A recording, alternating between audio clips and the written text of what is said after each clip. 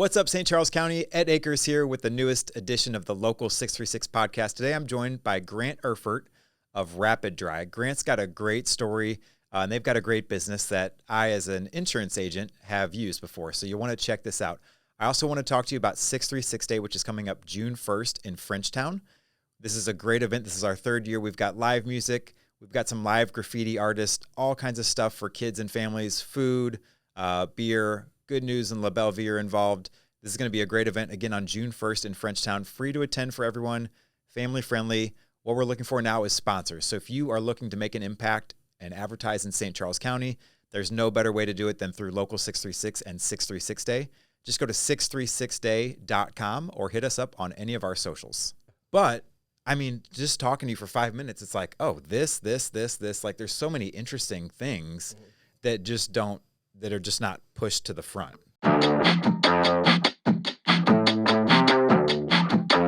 I guess there are a lot of things that in talking to you that I would say are like special or different or unique. And I think because of your demeanor, you're not loud, right? You're not shy, but you're not outgoing either, right? So those things just don't jump out at you until you start talking to you. And then you're like, oh, this person is incredibly interesting, has a ton of cool life experience, life stories. And I even came up with a little jingle while I was in the toilet. Oh, wow. How long was I in the toilet? 30 seconds, 45 seconds? Yeah. Are you guys ready for it? We may have to do some like auto tune on this or something, but it's to the tune of Transformers. Uh-huh. So wait, do we have to have the flush part too? No, we're gonna leave that part out. All right. Leave that part out. It was all just up here. Transformers. Whenever I think Transformers, is it going to have the Transformers sound like when they transform to the? So that's what I'm thinking. Maybe a little like robot automation, and then we go. This might be the title of the episode here. Grant Erfert, more than meets the eye. Does that not work? I mean, well, I'll take it. We can make our judgments after the episode, but I think once people hear this and get to know you, it is like there's just a lot that jumps out. So we started talking, you're a third generation contractor, which is not a thing that you hear often. You're like, I'm a third generation like this, or third generation farmer, but third generation contractor. And you were talking about growing up in Sacramento and your grandpa driving around, which I think that's a contractor thing to be like, I did that building, exactly. I did that building. Yep. And he would just kind of, did your dad do that too? Did. Yeah, both my parents did. My dad was a contractor, and then when he was 11, he got injured. He fell off a roof and broke his 3 vertebrae in his back. Oh. And, I have 2 brothers. And so then my mom went from the housewife secretary role into into the term of bossette. Okay. We always refer to her as bossette. Yeah. And she fired 2 of my dad's longest standing employees the first day because they didn't want to work for a woman. Oh, okay. And so, because this is like late 70s, early 80s. No, there's like 87. Okay. Yeah. And they're like, we're not gonna. Who's gonna run the shop? And she's like, well, I am. He's like, we're not gonna work for a woman. And she's like, well, then you're fired. Yeah. And she told this to my dad as he's getting pushed into surgery. And he's just livid, like, what the hell are we gonna do? And she's like, we'll figure it out. But they didn't want to work for a woman, so they're not working for a woman. Rocks. Yeah. Yeah, and she would show up. I remember she drove a 1968 Pontiac Firebird, which she bought new, and I have in my garage still. Oh, cool. And that was her daily driver forever. Yeah. And that's what she drove. So she would, even as a contractor, she would drive this 68 Firebird with her 3 sons. And I remember one time we came to a job site, and we were all coming from football or soccer practice. And we piled out of the car because she's like, I got to stop here and do an estimate first. And so we get out of the car, and she puts on her pink hard hat, and these 3 kids jump out of the car with tape measures. And these guys from this job site are like, what the hell is going on? Yeah. And so we're out there measuring things and writing things down, helping her out because we got to, get home, get to dinner. And so it was a family business, And, we kind of grew up that, and kind of it kind of formed our work ethic of things. And so it's like, well, we got to get it done, so let's get it done. So did you know as a kid that you wanted to follow in those footsteps, or was it just kind of like, I have these skills and I can always kind of do them, and maybe I have these other aspirations? I had always had the idea that I wanted to get into a business, and I wanted to work for myself. And but I didn't know in what field I wanted to do in there. But I'd always worked in the trades and was familiar with those and knew those, and so it just kind of led into me being in Rapid Dry. Yeah. Okay. And we'll get to that. You've got so much more story, though. Hey, thanks for watching the Local 636 podcast. Make sure you hit that subscribe button and also click on that bell so you're going to get notified of all of our latest content. So you go through high school. You grew up in Sacramento? Yeah. How's that growing up there? It seems like a very cool place. I loved it. Yeah, it was great, especially that when I was there. We were an hour from Lake Tahoe. We were an hour from the ocean. There was a lot of hiking and backpacking. It's a big enough city. It's a state capital, so there's plenty capital. to do there, I assume. Right. Yeah. And but when I left, it was a great time to leave, and I consider myself a proud California refugee. Okay. In Missouri. So before that, though, you go to high school there. You graduate high school, and you take a gap year. And what year did you graduate high school? I graduated in 94. Yeah. 94, okay. Yeah. So you took a gap year, which I don't know if it was called that then. No, I don't. Yeah, I think at the time people were just like, "What are you doing?" I'm like, I'm going to take a year off. I'd had a foreign exchange student when I was in middle school, and then when I was 16, Someone that came and lived in your house? Yeah. And Klaus, that was like your parents doing, obviously? Yeah. We found something at a local junior high or high school or something about, someone wanted to come out stay for a year from Germany. Mm-hmm. So Klaus came and lived with us for a year. Of course, Klaus. Yeah, exactly. Yeah, Klaus. And he came and lived with us. And then when I was 16, we went over and visited him for a month in Europe. And I was like, whoa, this place is pretty cool. And I went back and took a year of German. I actually took it twice. I took it my freshman year and bombed it out totally. And then I came back my senior year and took it, and I got an A. And my teacher was like, wow, you really turned yourself around here. I was like, yeah, I went there for a year or went there for a month and visited people. And so did you take the German class before you had the exchange student? No.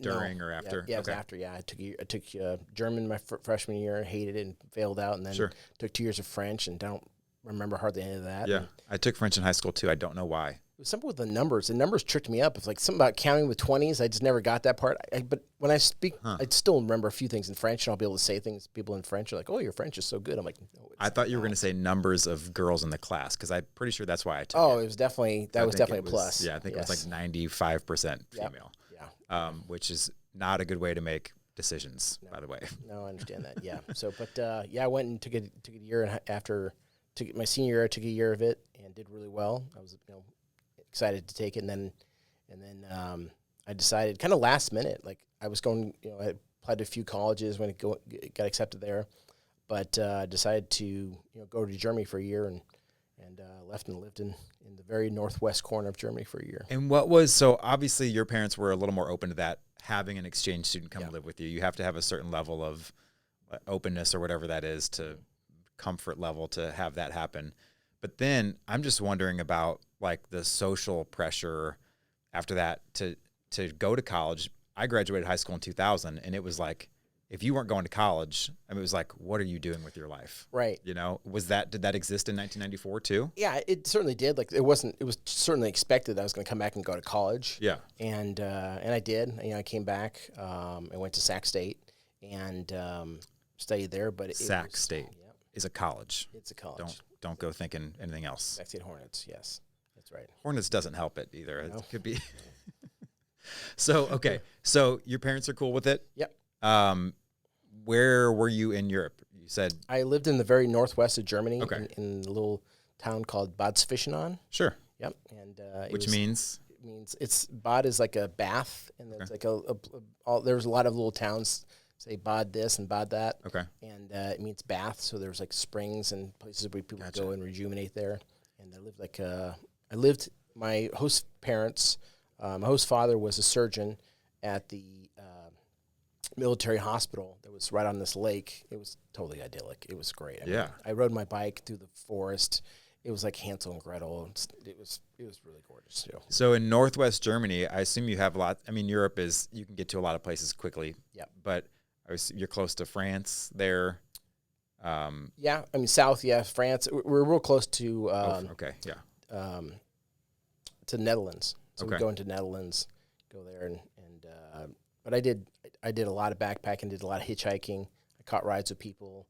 I did like 18 countries when I was there. Talk to me about hitchhiking in Europe. Hitchhiking in Europe was great. This was still the mid 90s, and so I don't know what it's like now, but I had this one experience where I had a train, and train was supposed to take me all the way to Norway, up to the very tip of Denmark, and I was going to catch a boat to Norway, but I bought the wrong ticket to there's a Frederikshavn and a Frederikshavn, and one is spelled Havn, and one is spelled Haven. Oh no! And they're in two entirely different places. One's the Frederikshavn is down in the very southern part of Germany, and Frederikshavn is in the very tip of Denmark.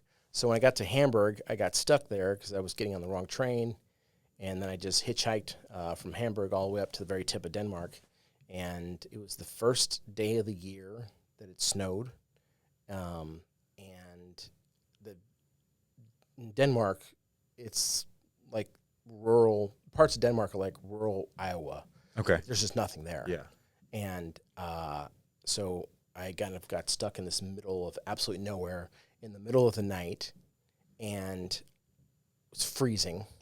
And I remember I'm sitting on the side of the road, and I'm just freezing cold. I realize I've got this like red jumpsuit, like one of those one-piece cowboy suits with the buttons in the back, and it's in my backpack. And so I'm like, I got to get into that or I'm going to freeze. So I start tearing off my clothes, and nobody's coming around. It's like 2 a.m. Yeah. There's nobody on the side of the road.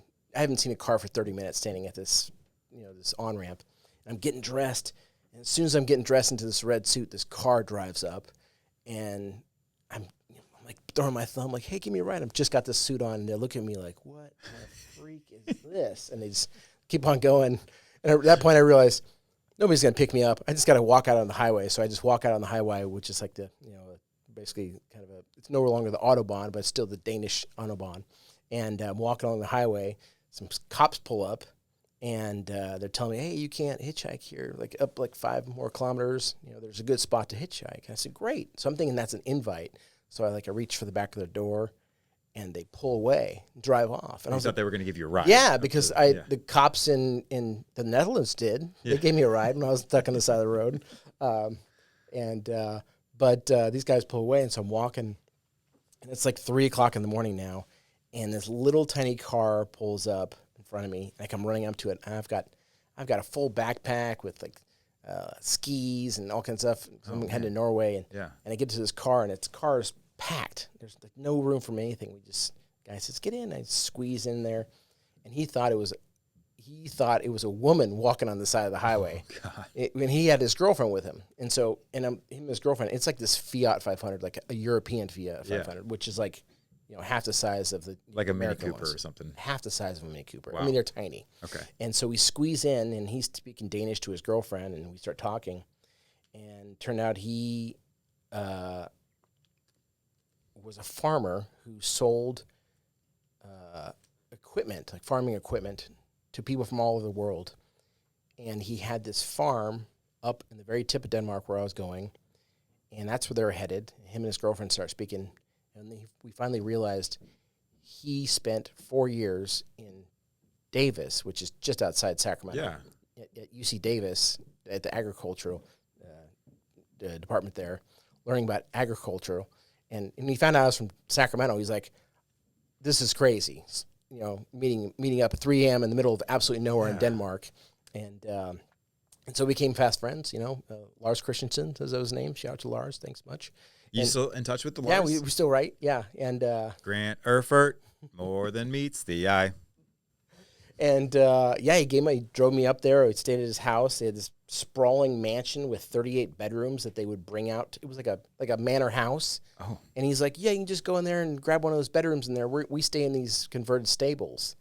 And it was just, by the time we got there, it was like 4 a.m, and I'm like walking to this Danish, we've been driving on all these roads that said that, the Germans had built during the war, and we got up to this house, and he's like, yeah, just go grab a house, grab a bedroom up there, pick a room.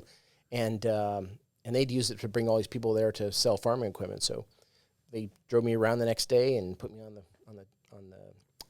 ship, the cruise going to Norway, and yeah. Wow. So that was one of my one of my favorite That hitchhiking. is a crazy story. And I was going to ask, you answered a lot of questions I think I had. So it's the same. You just stick your thumb out and Yep. Are they more prone to pick you up over there as They certainly were then, yeah. Yeah. Yeah. I mean, this is the mid-'90s, and there certainly wasn't much of hitchhiking going on here.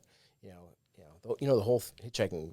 Yeah. Hitchhiking became bad once it was totally fine and totally acceptable. Yeah. Once the movie, the Texas Chainsaw Massacre came out. Yeah. And when that then came you're out, going to get murdered. Yeah, exactly. Yeah. That gave everybody the idea that you're going to get murdered. It's dangerous. That's the whole time that hitchhiking changed in the U.S. Yeah. That was well before I started. Yeah, hitchhiking. I remember, and obviously I don't remember, but just seeing culture stuff from like the 60s and 70s, it seemed to be a way to get around. Yeah.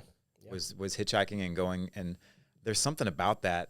Like I like having a plan. I'm a type A person. I like having a schedule. I like having a plan. But there's also something freeing and adventurous about just being like, well, let's see what happens here. Yeah. We're gonna end up where we end up. As long as it's safe or whatever. Sure. That's amazing. And the language barrier, not really an issue. Most people speak English. Most people speak English, yeah. And I Okay. was speaking German. I picked up German pretty quickly. My German's actually still good, pretty good.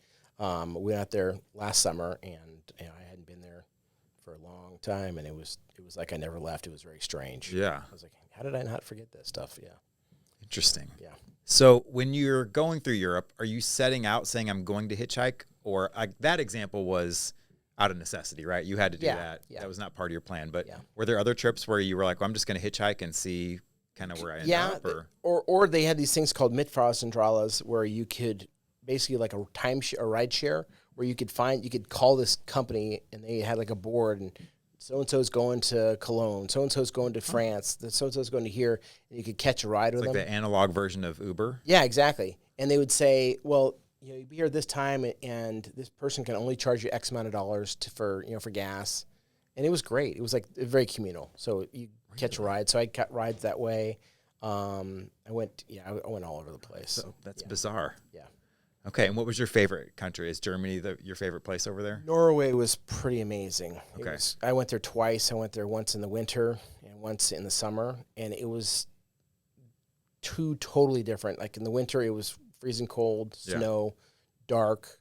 The sun didn't go down, and then it went back in the summer, and like sun was up all the time. There was always light out. Yeah. And there was always something to do. We went backpacking up to Lillehammer. Got absolutely destroyed by Norwegian mosquitoes. They're The huge. Olympics were there, 94, yeah. So this Okay. was like a year after the Olympics were there, yeah. Yeah.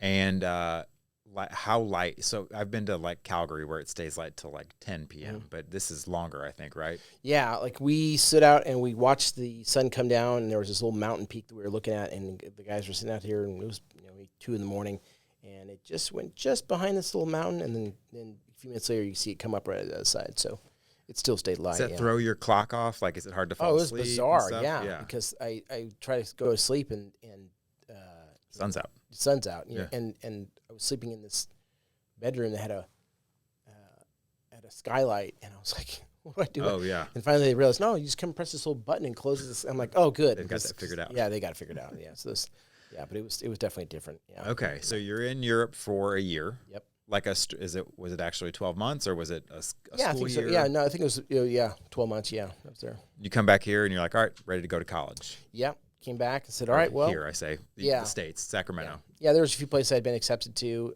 like Chico State, Sac State, and maybe something else. And I said, well, let me just go to Sac State. And I'm not really sure. I just got back, so I ended up going to Sac State and studying international business there. Oh, well, that makes sense. Okay. Yeah. International business. Okay. Yeah. Very cool. Yeah.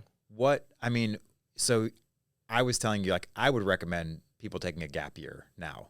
Like, if I were talking to a high school student, I would recommend that. I don't know what parents think. I would certainly will recommend that to my kids. Yeah. But I just think to ask someone at 18 who we were talking about, a lot of these kids have probably not left the state. Mhm. Maybe they have. Maybe it travels a little easier now, but some of these kids have not left Missouri or St. Louis or the Midwest. And to just say, like, oh, I want to do this and I'm going to go to college for 4 years, I think you can learn a lot and grow a lot by seeing different places and see how different countries operate and do Absolutely. things. Yeah. Seeing some of the things I came back, I mean, that year in Germany totally changed me. I came back and I was just like, bah, bah, bah, bah. Everyone's like, oh, we get it. We get it. Yeah. You know, You went to Germany. Yeah. We get it. We're totally inefficient here. We Yeah. drive super slow in the, here. and we're just mass polluters, and we get it. Yeah. So it was very different coming back and having a very different perspective of things. Like you can just go off. Yeah. You can go other places. You can see other things. There's so many different ways that other things are done. Like it was really incredible to see how efficient Germans were, and Europeans in general. I mean, like we were talking about earlier, the trains are on time. Yes. Yeah, they're going to be there. I think as Americans, because we are the best at a lot of stuff, right? And we're very wealthy country. We do a lot of things right. And I think we get that kind of ingrained or indoctrinated that we're the best. And we just think, well, this is the best way to do it because this is the way we do it. Right. Not the case. No.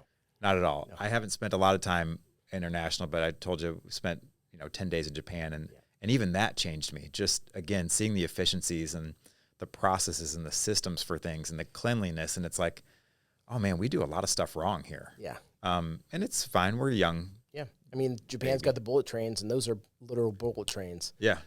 Tokyo to Kyoto in it was a couple hours. It would have been like a 9-hour drive, and it's a couple hours. California came up with a bullet train, but it still hasn't seen light of day, so it hasn't. Yeah, and they've talked about that here too, like the St. Louis to Kansas City thing, Hyperloop. Yeah, that would Doesn't be something. seem to. Yeah, if that turns out to be a thing, because you could do it in like 30 minutes or something. I think, you could almost commute to Kansas City for work. Anyway, yeah, the international, like we definitely do not do. We do some things the best. Yep. American football. Yep. We are the best at that. For sure. The By Germans far. love that now. They're all because they've had some games over there. Yeah. Have you been over there? I know you go back. No, and seen a game. But when I was over there last summer, people were talking about American football. Yeah. I've actually run into a couple people. A guy said, I can't remember where it was, but he was German and he was here in the U.S. and he's like, "Oh yeah, I played linebacker in this." And I'm like, well, "That German accent, really?" I'm like, "Yeah." So you come back, you go to college, you start working as what? Oh my gosh, I never really did anything much with my college degree because I didn't get what I wanted out of college. Like when I went to college, I wanted to know. I just wanted a checklist. What do I need to do to start my own business and be an entrepreneur? And just like, and I hate that term.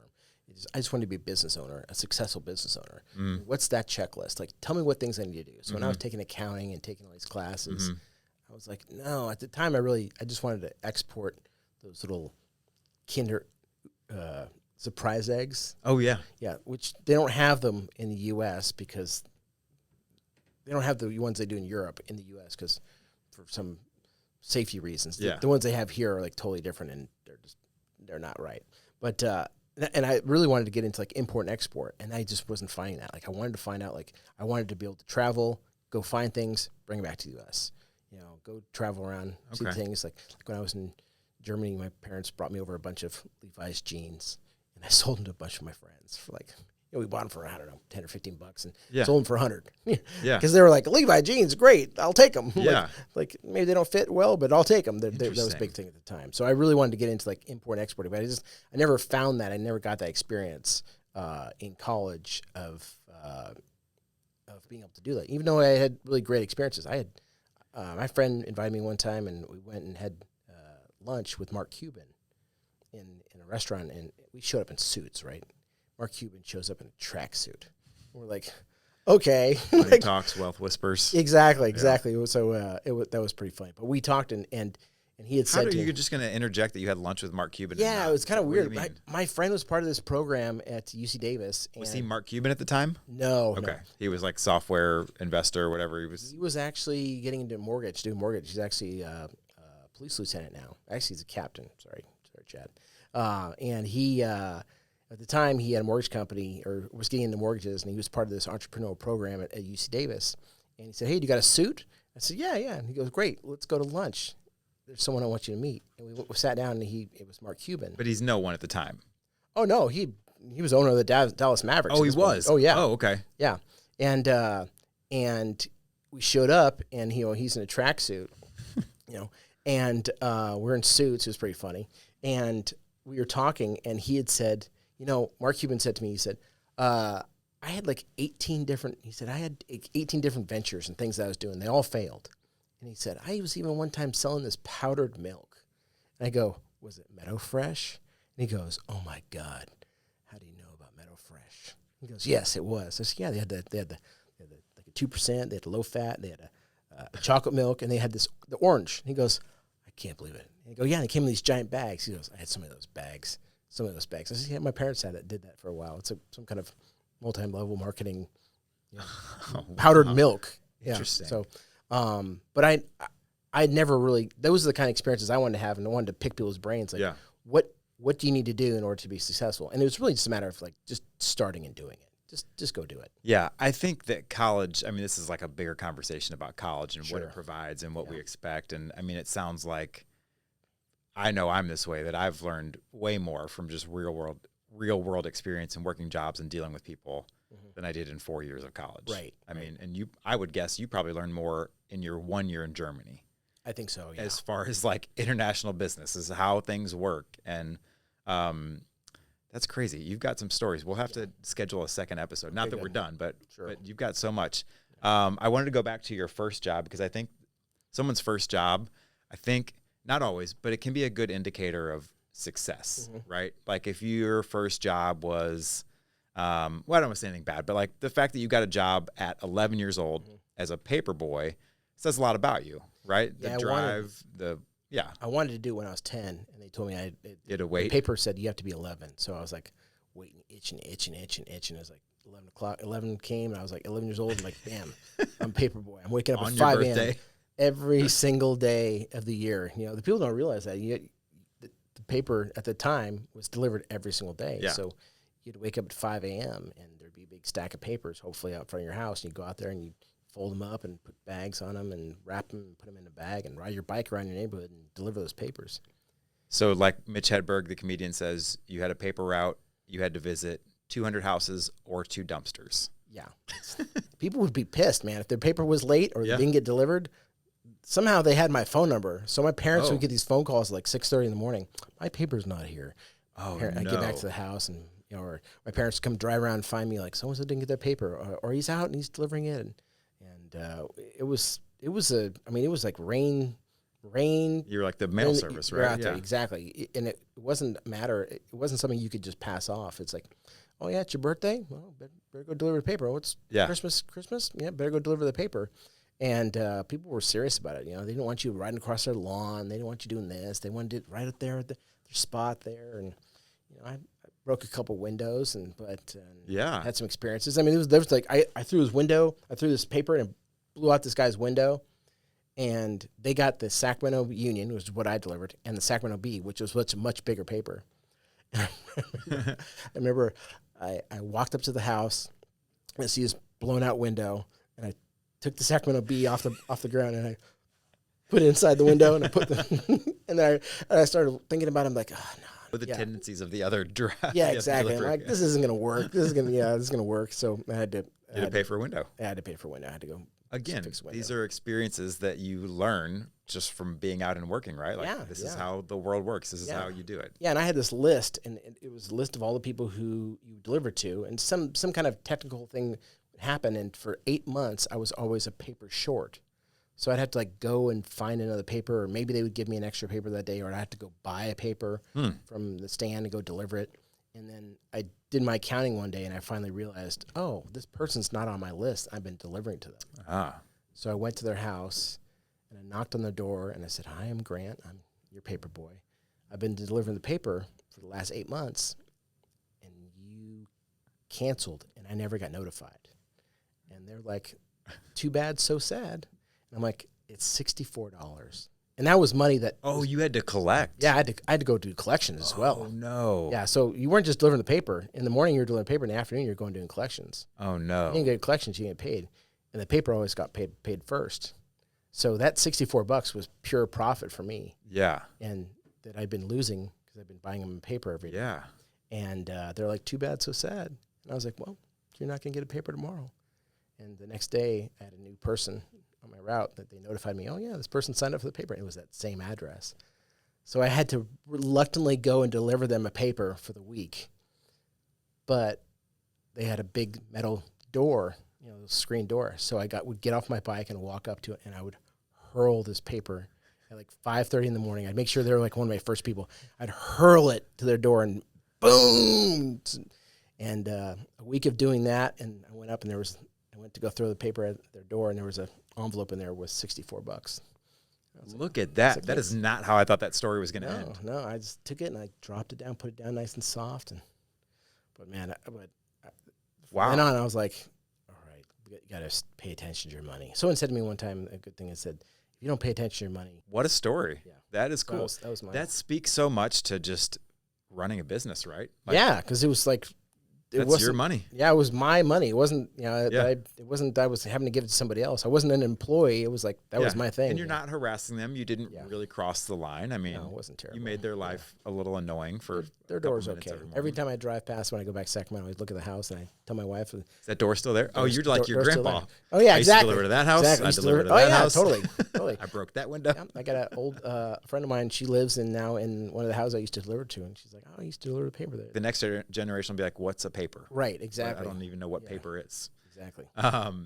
So much stuff, man. I'm interested in you and your wife meeting because you met in Turkey. Yeah, we met in Turkey. We actually met online, and she was in Russia, and she was in Moscow at the time, and I was here, and we started corresponding. And I said, very quickly, hey, I'm not looking for a pen pal. Yeah. This isn't going to be a pen pal relationship. If we want to meet up, we need to meet up. And but her getting a visa to the U.S. at the time was nearly impossible, and me to go to Russia would take a while. So she said, "What year are we?" This is like 5 years ago. Okay. Yeah, and so she said, "Well, I can go to Turkey. I can go to Istanbul." Well, we met in Istanbul, and I was like, "Not Constantinople." I know, that's the only thing I knew about it. Yeah, I was like, it might be "Oh, this is like a major metropolis." Yeah, and it's big city. Huge. Yeah. And so we met in Istanbul, and I met her at the airport, and she was like visibly relieved that like I showed up, because she's like, oh, sure, my God, that's a risk, man. Oh yeah, she's like, even 5 years ago, that's a risk. totally. Go meet this guy in another country. So I showed up there, and we met and spent 5 days there, and then I flew back, went back, and then we met. I then did get a visa to go to Moscow, and went to Russia. Went to St. Petersburg and Moscow, and we got engaged in Red Square, right in front of the famous cathedral in Red Square. Yeah, romantic. It was cool. I got an awesome picture of it. This lady took a picture of us, and I photoshopped everybody else out of the picture. Oh, so, nice. So it's just her and I in front of this big thing. It's pretty cool. Yeah. And then so you 90-day fiancé'd it back. Totally. Back here. She got a visa. K1 visa. She showed up here. I think she showed up here October 5th, and we talked about what would, my family are all in California. I didn't tell my family anything about this. Yeah, because you didn't. Who wants that? No, like, exactly. They're going to Total say secret. that's weird. Yeah. Yeah. They wouldn't think it's weird of me, but I just said, I didn't even weird's tell them the I was wrong going word. to Turkey. I said, oh, I'm going to Turkey for a meeting. And they're like, oh yeah, a meeting? Like, and one of our videos, she was and she's like, my mom was like, oh, I saw this girl in this video. I think he's going to meet a girl. So, so she came over, and at this time they knew that she was coming over. And I said, oh yeah, my girlfriend's coming over. And by then she was my fiance. She showed up, and we had 90 days to have get married. And we wanted to plan a wedding out in California, and we were thinking, because you lived in St. Louis at the time. Yeah. So she was here, and I'm like, this is going to be a lot of work to try to plan a wedding out in California. Yeah. In 90 days, and this was right when COVID was beginning. Yeah. And so I said, we can just go down City Hall and get married. She's like, what do you mean? I'm like, we can just literally just tomorrow. Like, we could just go down to City Hall and like, your country's get so married. strange. Yeah. And she's like, we can. I'm like, yeah. She's like, well, great, let's do that. I'm like, okay, maybe not City Hall. Let's go find someplace. So we got married in Union Station. Oh, cool. And right in front of all the stained glass there. Then a month later was New Year, or not New Year's. It was Thanksgiving. We flew out for Thanksgiving. We're sitting around. My family are all meeting her, and she barely speaks English at this point. Yeah. And we're sitting around the table, and we're all saying what we're thankful for. And I say, oh yeah, I'm real thankful Tatiana's here. And then when I proposed to her in Moscow, that she said yes. And everyone's like, oh my God. My mom's got 3 boys, and none of them were married or engaged by then. Yeah. And so everyone's all excited about that. And I said, And actually, we already got married. And my mom was just like, this is so great. Oh, okay. She was happy about it. Yeah, so there everybody was happy and cheerful about it. So we put our rings on because didn't have our rings on. We put our rings on. He's like, yeah, we actually got married already. And it was really cool. It was really fun. How, if she didn't speak very much English, you don't speak Russian? No, and I won't. Yeah, I mean, I'll learn. I know a few things in Russian, a few, phrases and stuff like that. But I told her very honest that I have no desire. I don't need to learn Russian. Yeah. I already speak German. English, I don't do too bad with that. Does she speak German? She took German in high school. So how are you communicating? When we showed up, I thought we were going to be speaking German, and I quickly realized that wasn't the case. Okay. In Turkey, I was like, okay, her German's not great. Okay. And then her English was much worse, and so I was like, a Google Translator, man, that thing saved us. Google Translator was the best. We Google Translated that for a long time until she started learning things and picking up stuff. And now there's no more Google Translator. She's pretty fluent. Yeah, I mean, there's a lot of nuances in English. You'll say something, you'll be like, "What the hell does that mean?" Yeah, like, well, let me translate that. Yeah, so but she's got it down. That's crazy. And now you have a 2.5-year-old son. Yeah, a little 2.5-year-old son. Yeah. And his middle name has some significance. Yeah, too. we were in South Africa. We travel a lot, and we were in South Africa when we conceived him. So we wanted to find we were looking up names, and we wanted to find out names of what we wanted to choose because we already had a first name picked out. And she was looking through some book or looking up through South African names. She's like, "Oh, there's a name Ike." And I was like, "IKE?" She's like, "Yeah." I'm like, "That's a South African name?" Yeah. And she's like, "Yeah." I'm like, "That's pretty funny." Like Eisenhower. And she's like, "I guess." Yeah. So whatever that is. Yeah, exactly. And I was like, "Oh, it's Supreme Allied Commander," And I showed her Eisenhower, and I said, "I like Ike." This phrase, "I like Ike." And she's like, "I like Ike way too." Over her head. Totally. She didn't get it. So I was like, "Great, we'll choose Ike." So his middle name's Ike. His first name is Miles. That's probably way over a lot of people's head. Actually, that was his presidential campaign slogan, right? Yeah. I like Ike.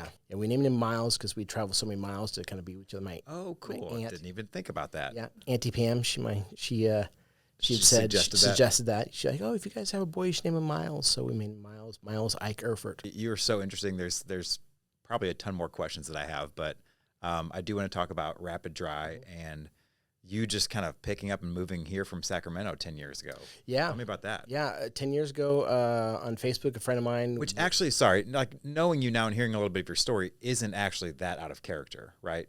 For you to just be lived a lot of places. Yeah. I mean, I lived a lot of places. I lived a lot of states and did a lot of traveling. And I was on Facebook, and a friend of mine who had a water restoration company before me, this is Michael? Yeah, okay. He had closed it. And so he had a trailer full of equipment, and he put a posting and said, "Hey, anybody want to move out to St. Louis and start a water damage restoration company?" And I saw it, and a couple weeks later, I sent him a message, say, "Hey, anybody take you up on that?" And he goes, "No, but you'd be perfect. You've worked in trades, you know the stuff, you've done that before." And he's like, "Why don't you come check it out?" And I was like, "St. Louis?" I was like, "Okay." Had you been here before? I had. Really? If you show me a map, point out to St. Louis, I would probably not even hit Missouri. Really? I didn't know that it was on the Mississippi. That's how terrible it was. And, I think that's just a different world. I mean, Oh yeah. Yeah. I mean, it was definitely flyover state, but I came out here and he toured me around and showed me, drove me around and showed me Busch Stadium. Went to there and saw the arch and saw some things and thought, okay, yeah. And I didn't have a whole lot going on that I was nailed down to there. I had been working in some jobs and working as a handyman and doing some other things. And but let's do it. So I moved out here 10 years ago, and it was the best move I ever made. It was great. Yeah. That's crazy. So you come out here, you start. He had a previous business, but Rapid Dry was a new venture between both you guys. Yeah. And Rapid Dry specializes in water mitigation, mold remediation. Yep. Talk about that a little bit. As an insurance agent, I have former insurance agent, have a pretty good knowledge of that and what happens. Sure. But here in Missouri, water in your house all the time. Yeah. And now it's all the time, and so much more than in California. California, most people don't have basements. Right. We certainly don't have basements like we do here. Yeah, we're in a basement now. We're in a basement, and this is a massive basement. Yeah. The first basement I went to in Missouri was a 2,400 square foot basement. Yeah, just a ranch house. Yeah. Just, And I walked down, I was like, this is an entire house. Yeah. And so we don't have that, and so we don't have the water problems. And a lot of St. Louis, being having so many different rivers here, with the soil and everything like that, and you've got basements, and the basements unfortunately get wet a lot of times. People like to finish their basements. Mm-hmm. And so it's a great market for water damage. And so it's been great for us. I've been really blessed by moving out here and starting what I did. Yeah. And it's been. So going back to like just water getting into homes, what's probably the most common way that it happens? Is it rainwater? Rainwater. Like right now we went through such a probably an informal drought. It was so dry for a long time. We just didn't have rain, didn't have drain, and the ground dried up so much that when we had rain a couple weeks ago, that water and being so clay, it just couldn't absorb it. And See, now my brain tells me the opposite should happen, right? If it hasn't rained in a while, the ground is dry. Mm-hmm. When it rains, it'll just soak that up, and that's where it's going to go. Well, if it gets so dry that it gets solid, and the water just doesn't want it to seep down. It just runs along it. Okay. And so, the water the ground has to be able to absorb it. Okay. Because too dry, yeah. Also, that I would think that if it's been raining a lot and the ground is wet, that's also bad, right? Yeah. Because it has nowhere else to go. That's right. So it almost has to be that perfect mix for it to absorb, which we don't really get here, I guess, is the point. That's true, because we do get some torrential rain, especially in the summers. It gets really heavy rain, so you have a lot of sump pumps to back up. Either sump pump, the electricity doesn't go on and trips it, or it gets stuck, or it just burns up, and then you got a flooded out basement. And so that's a real typical call for us as a failed sump pump. So walk me through what happens. You get that call, hey, my sump pump failed. I've got 2 inches of water in my basement. Yep. What's your move? Yeah, it could come from a sump pump failure. It could come from a sewage backup, which happens a lot too. Mm-hmm. And our move is to get out there as fast as possible, to get out there to mitigate it, less damaging. Mm-hmm. So we go out there, set up, make sure everything's safe. If we're 2 feet of water and there's water everywhere, we just have to wait for the water to go down. Yeah. But pump out the water, extract the water, and dry without tearing anything out as you can. The cleaner the water is, the more likely you're going to be able to keep things. Yeah. But sometimes when you have sewage backups, it's anything that water touches. Right. It's got to go. Carpet pad, drywall. Carpet pad, drywall, tackless strips, baseboards, and so Furniture sometimes. Furniture, yeah, a lot of times, yeah. So we want to be able to get out there as fast as we can to minimize, the damage of it. So get out there, extract water, dry it out, get it cleaned out. Because a lot of times too is especially with sewage, is that you got to remove the stuff, but then you got to clean everything before you wash it down again, get it wet again, and then start to dry it. And that's one of the things that some homeowners run into, is that they'll have water that comes in that is not clean water. So it has all the microbes, all the bacteria, and they just want it dry. You're going to have mold. Yeah. And that's really what we try to do with water mitigation, is to prevent mold from happening. Yeah. And that's why we also do mold, is because sometimes we're there later the fact, and you have a baseboard that gets wet and you get water behind the baseboards and it looks dry. People think it's dry and they let it go, and then they start seeing mold, because you get mold in dark places like the back of the baseboards, the back of the drywall. They start turning out and Starts coming through. Yeah. Can you go into the mold remediation? Could someone have like existing mold and you come in, or is it always okay? It's not always directly from a water loss that you've done. We'll see that last time. Yeah, we'll go into a clean water source. It just happened, and we'll start realizing, hey, there's previously this has happened previously. Yeah, because unfortunately, a lot of homes flood. We were just at an office yesterday, and we showed up there, and I said, we were visiting an agent. I said, "Were you here for the floods?" He said, "Which ones?" Yeah. Your building is flooded like 4 times since I've been here in St. Louis. Yeah, and there was 2 feet of water. Was it June of 22?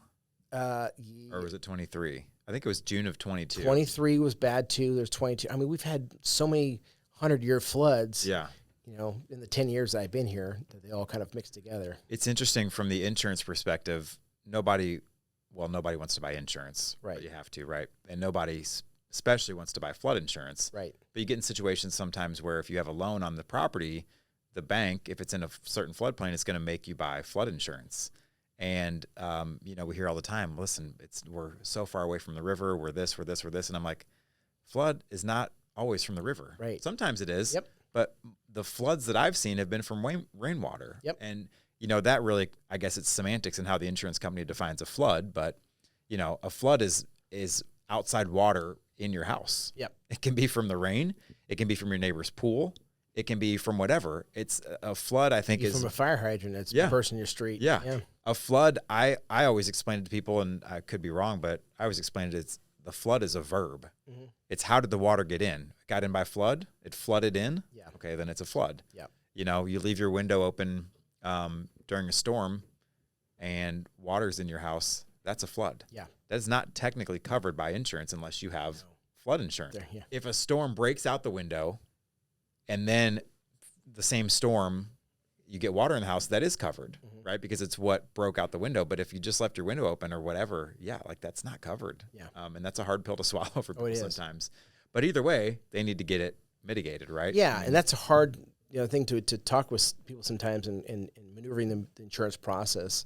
And sometimes you'll show up to houses that have, sump pumps, and the sump pump failed, and turns out they didn't have sump pump coverage. And it's like, shame on your insurance agent for that. So it's like, Well, I will say not every insurance agent acts this way, but when I own my business, I would spend sometimes 45 minutes on the phone with people to go over stuff and to give them options, because to me, and inversely, when they would shop, it's just like, oh, the agent just sent you a quote. Yeah. Well, you don't, it's cheaper. You don't have this, you don't have this, you don't have this. Do you want those things?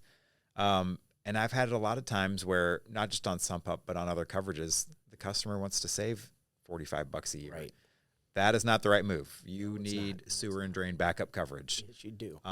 After hail, that is by far the number one thing that we pay for as insurance companies is the sewer water drain backup. Yeah, and there's so many different factors of it. Like in the U.S., we have an old infrastructure. Our stuff that's our sewers and stuff are mainly they might be 100 years old and are underground. Yeah. It's not something you see all the time. It's not something that's above that you see like, oh, that building's dilapidated, needs to be fixed up. It's like there's pipes running under the ground that you can't see, where if something goes bad there, it's going to be bad. Yeah. And especially with, some of you're talking about the floodplains. The floodplains are always changing because they're building things. They're out here, they're building a bunch of homes, and they might be moving things around. And all that concrete's going to raise it. Right. Yeah. It wasn't the floodplain last year. It might be this year. So you got to be really aware of that kind of stuff. Yeah, that's interesting, man. So Rapid Dry has been around 10 years. Yeah. Just moved to Cottleville, though, a couple years ago, so 22? Yeah, 2 years. Okay, so you're the local water mitigation, water restoration company. We love Cottleville. We moved out here. We found this building. We just had to have it. And we got it, and it was the best move we made. And you guys have worked with, when I owned the insurance agency, several of my clients, and just nothing but great reviews, prompt service, which is what you need. I mean, you get water in your basement, and you got to get there now. Yeah. You're a first responder. It's like essentially whoever can get here is going to get this job. And so it's definitely, especially when the rains are happening, the storms going, the phones go crazy. It's a race to get out there and to mitigate it and to get what you can, start getting the water out of there and getting there as fast as possible. And this is your busy season. Yeah, we're definitely going to our busy season. We start getting these rains, happening in the summer, which is interesting because in California, doing this type of work is the slow season because you don't get the rains. But here, you get the rains in the summer. That summer heavy rains, it gets busy. But there's always something here in St. Louis. Like last winter, we had the flooding or for the freezing, and so it was like freezing and thawing. All the pipes start bursting, and everybody starts calling all of a sudden. Yeah. Yeah, we don't have the issues, same issues as California, but we definitely do have the water. Yeah. And then tell me about, we'll actually do this. Go ahead and shout out your phone number and how people get a hold of you. Good. Yeah, they can reach us, Rapid Dry, they can reach us at 314-291-8888, and they can find us at rapiddrystl.com. Tell me about, real quick, you talked about your technicians being certified, which is not typical. How is that not typical? Yeah, it's strange. Oddly enough, there's only...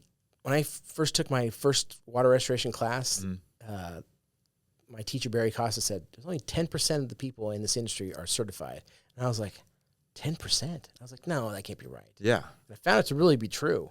In Missouri, you don't have to be licensed to do it. Okay. So, unfortunately, especially when we have heavy rains, you get a lot of storm chasers and people coming in, and it turns into a matter of just throw equipment in there. Yeah. Throw some dryers in there, and throw some dehumidifiers and fans, and whatever you got in the truck and let it go and Check on it. kind in of a throw couple it out and days. see what happens. Yeah. Check on it. We'll be back in a few days. But there's really a science of drying, a science of determining how much dehumidification you need, what you need, what temperatures you need things at. Because you can go into a basement that's, you're trying to dry out and it'll be literally fog. And, where you walk in and it's just, they're doing this wrong. Interesting. They don't have it right and they got the wrong settings and, they're actually creating a problem, creating secondary damage. So it's really a matter of understanding, there's a lot of science behind it of understanding how much humidity, how many fans, how many dryers, what you need. Are we using air filtration devices to clean the air to be able to actually get a building dry correctly without creating more problems for it? Yeah, and that's one of those things with the fly-by-night guys or the guys that aren't licensed or doing it the wrong way, that it's probably on the surface going to look okay, right? It will be dry. But then a year, 2 years down the road, you see that mold pop up or whatever, and that does happen. So it does. Another thing some people like to do is, which we don't do reconstruction. So we don't want to pull out. If we can dry something in place, we want to dry it in place, because we don't ever want to be the guys who are, that people are accusing of, oh, well, you just tore out the baseboards and tore out the carpet because you want to replace it. Well, we're not. So we don't. We don't make any money by tearing it out. We'd rather not. So if we can do, we like to dry things in place. So we have a lot of specialty equipment to be able to dry hardwood floors, to be able to dry behind walls without having to tear out the walls. And unfortunately, some people don't have those things, but we like to use those things and be able to use the technology that's out there to be able to do that. It includes like infrared cameras, to be able to find where the moisture's at. And I don't think I'm out of line saying this. You're not. I mean, the insurance company most of the time is paying you, right? Yeah. And so you're doing it the right way, which a lot of times you pay for that, right? To do something the right way or to do it better. You're not paying any more for that. I mean, so just do it the right way. Yeah. Like, as far as I'm saying to the homeowner, like, our goal is always them to be out only their deductible. Yeah. And we don't want to, saddle them with some kind of, more reconstruction costs than they need to. Yeah. I do have a question about, and I knew this from our previous conversation, that you guys don't do the rebuild part. And it seems like from the, maybe from like a naive perspective, that you're leaving a lot of money on the table, a lot of business on the table. But I think what you're saying, and I think what I've learned, is that you'd rather be the expert on this one thing and nail this one thing and minimize the chances that they'll have to do that rebuild and stuff, but mostly just nailing this one thing, getting this one thing, being the best at this one thing and doing it right. Yeah. Is that kind of what that is? Yeah, we really look, to be experts in drying. Yeah. And getting the building dry. There's a lot of people out there who like to do rebuild or want to do rebuild. And we just want to be able to focus on that, because if we spread ourselves too thin, then we're out painting walls the entire time. Sure, and it's an efficiency point, and it's just an easier business to run, probably, if it's just specializing in one thing. Yep. Very cool. Anything else you want to say? Anything coming up? Anything you want to add? Gosh, I know, the coming rains, one of the things that people can always do, there's maybe some tips for homeowners. Let's do that. It's certainly a time now that with the rains coming that it's a great time to have your gutters cleaned. Yes. Any way you can get the water running away from your house is the better. Lots of times we'll see gutters that they empty right at the base of the house. And there's no like splash thing. There's no splash guard, but you really want to move at least 5 feet away from your house. Yeah. It's a great time to check your sump pumps. We always recommend replacing your sump pump every 10 years, even if it does work. Okay. Because they usually have a lifespan of around 10 or 12 years. One that's that idea of like replace it now. Better to replace it now. It's been a couple $100 to replace it now than, having to pay a deductible to. And then just the inconvenience and Yeah. Okay, those are good. Yeah. Let me add one. Call your insurance agent, add sewer and drain backup. Absolutely. It's like $30 a year for $5,000. I think if you probably should go, if you have anything in your basement, I would go to like $15,000 or $25,000, which might be like $70 a year. And it is going to save you a lot. So call your insurance agent, add sewer and drain backup if you don't have it.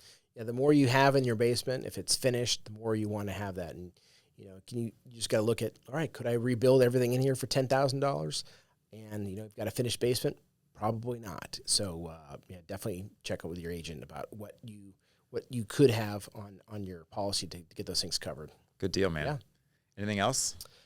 Gosh, nothing to think of. We're just excited to be here in Cottleville and all the things that are happening around here and all the changes that are. It's a great time to be here, man. Oh my gosh, Yeah. this is a great time to be in Cottleville. I mean, I see this area and the St. Charles. Our move to St. Charles County has been a great move for us, and we Very business friendly and just very welcoming to people that aren't from here, like myself. You know, none of us in this room are from St. Charles. Wow. And so, but it is just, it's just, I used to ask that question, like, what's your favorite thing? Or like, give me something that you like or something that you notice or that makes it different. But it really has been the same answer every time. And it's the people, it's being welcome, it's being accepted.